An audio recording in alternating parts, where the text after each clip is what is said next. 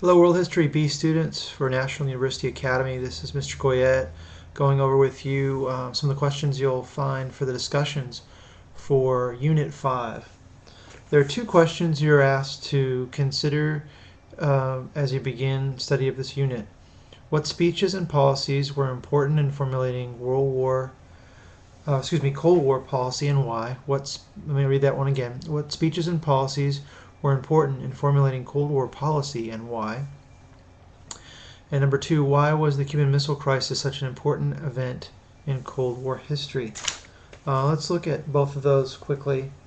And what I want you to look at first in your textbook as you're writing your responses, I want you to look at page 966 of your World History Patterns of Interaction textbook. And I want you to turn to the chart, Superpower Aims of Europe. This is after World War II, of course, and despite the agreements that the U.S. and Russia had come to during the war at the Yalta Conference, the United States wanted to encourage democracy after the war in countries to help prevent the rise of communism in Europe and other governments. They wanted, United States also wanted to gain access to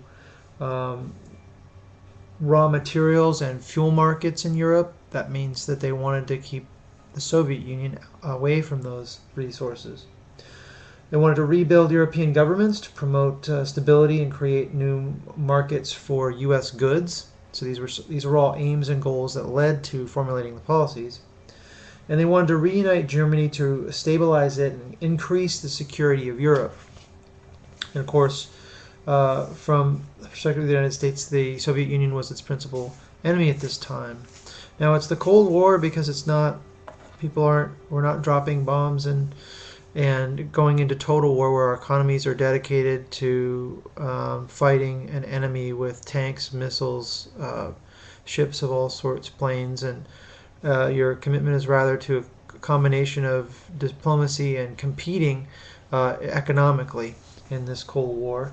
But let's look at what Churchill had to say about this. It asks you to come up with the important speeches. What were those important speeches? On page 967, the Iron Curtain speech that Churchill gives on March 5th, 1946. Again, page 967. I'm going to play that for you. So listen in here for a moment. From Stettin in the Baltic to Trieste in the Adriatic, an iron curtain has descended across the continent. Behind that line lie all the capitals of the ancient states of Central and Eastern Europe. All these famous cities and the populations around them lie in what I must call the Soviet sphere. And all are subject, in one form or another, not only to Soviet influence, but to a very high and in some cases increasing measure of control from Moscow. This is certainly not the liberated Europe we fought to build up, nor is it one which contains the essentials of permanent peace. Okay, so that's the excerpt. You can also read that excerpt, or at least a portion of it, on page 967. So let's continue. So that's one of the important speeches. An Iron Curtain divides East and West. Europe now lay divided between East and West. Germany had been split into two sections. The Soviets controlled the eastern part, including half the capital of Berlin. Under the communist government, East Germany was named the German Democratic Republic. The western zones became the Federal Republic of Germany in 1949. Winston Churchill described the division in that Iron Curtain speech. Let's look at another primary resource, President Harry S. Truman, the Truman Doctrine. Something you want to look at. This is on page 968. He says the following: one way of life is based upon the will of the majority and is distinguished by free institutions, free elections, and freedom from political oppression. The second way of life is based upon the will of the minority, forcibly imposed upon the majority. It relies upon terror and oppression, fixed elections, and the suppression of personal freedoms. I believe it must be the policy of the United States to support free people, resisting attempted subjugation by armed minorities or by outside pressures. This speech was given on March 12, 1947, again by President Harry S. Truman. What was the Truman Doctrine, and why should you mention it in your discussion topics on the discussion board?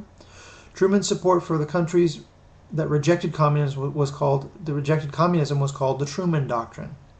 It caused great controversy. Some opponents objected to American interference in other nations' affairs.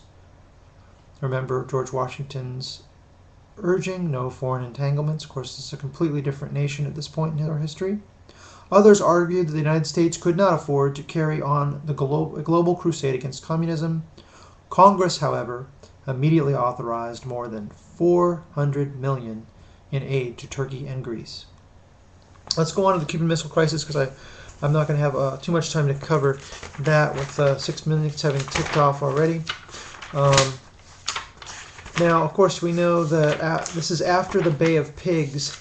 The Bay of Pigs was a situation in which the Eisenhower administration, President Eisenhower, seen here, had started to work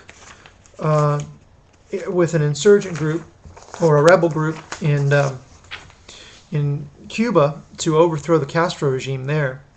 And it was a covert operations, black ops, and it was to support local groups that wanted to overthrow the Cuban dictator. It included an air support factor that Kennedy, when he gained control of the operation, held back because he didn't want to have a lot of U.S. fingerprints or U.S. presence in Cuba. He didn't want to make it look like he was directly overtaking the country. Well, they went along with the invasion, but when the air support didn't come in, it stranded those rebels who were trying to overthrow Castro.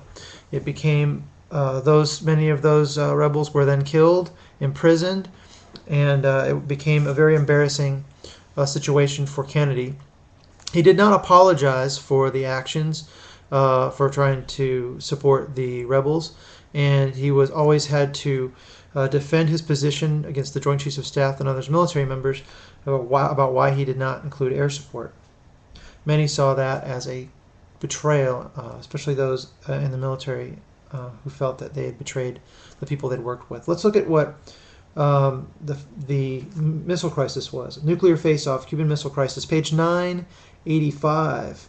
The failed Bay of Pigs invasion convinced Soviet leader Nikita Khrushchev that the United States would not resist Soviet expansion in Latin America. So in July of 1962, Khrushchev secretly began to build 42 missile sites in Cuba. In October, an American spy plane discovered the sites. President John F. Kennedy declared that missiles so close to the U.S. so close to the U.S. mainland were a threat. He demanded their removal and also announced a naval blockade of Cuba to prevent the Soviets from installing more missiles. Castro protested his country's being used as a pawn in the Cold War by saying, "Cuba did not and does not intend to be in the middle of a conflict between the East and West. Our problem is above all of the national sovereignty, is above all one of national sovereignty. Cuba does not mean to get involved in the Cold War."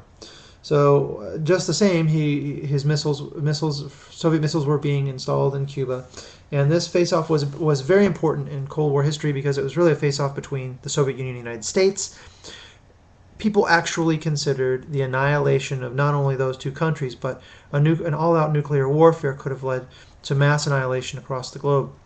So it was a very big moment in the Cold War as Nikita Khrushchev and Kennedy negotiated to turn down this brinkmanship, this pushing things to the edge, to where they could say, okay, how are we gonna negotiate this? And eventually the Soviets took those missile sites out.